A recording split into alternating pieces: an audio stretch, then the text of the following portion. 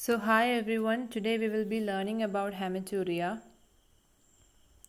So this word you can just see it is blood in urine. Now let's see what is the standard definition of this term hematuria. That means we have to observe more than 3 RBC in a high power field of microscope, and it should be more than 3 times, which is 1 week apart. So that means you have to do at least three examinations. Okay, and this three examinations, it should not be consecutive. It should be 1 week apart. Each of that should be 1 week apart. So in all this time, you have to get at least 3 RBC in a high power field of microscope. So that is hematuria. This is a standard definition of hematuria. Now the causes of hematuria, it can be two. It can be either glomerular cause or it can be extraglomerular cause. So let's see what are the glomerular cause. Before that, what will be the difference in the examination in both these? So when the cause is a glomerular one, here you get the RBC shape will be distorted. That means you get a dysmorphic RBC.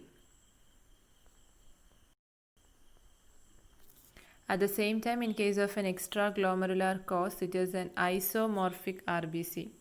So these two is a differentiation.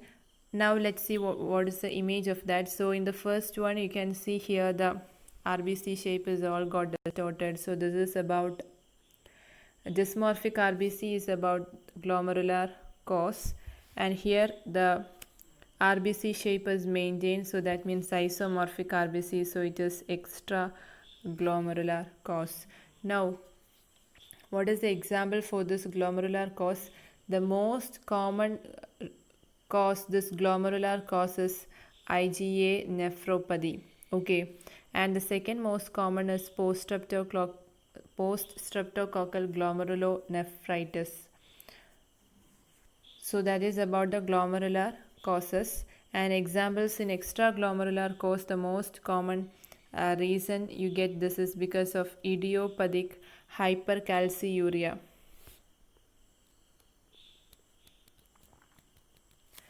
So that is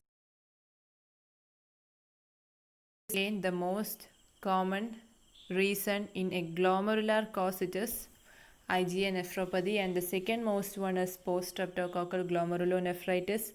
Now when you come to extraglomerular causes, the most common reason is because of idiopathic hypercalciuria. So the other examples that you can get here, it can be like calculi, or it can be like hemorrhage from the cyst in polycystic renal disease and all, just like that.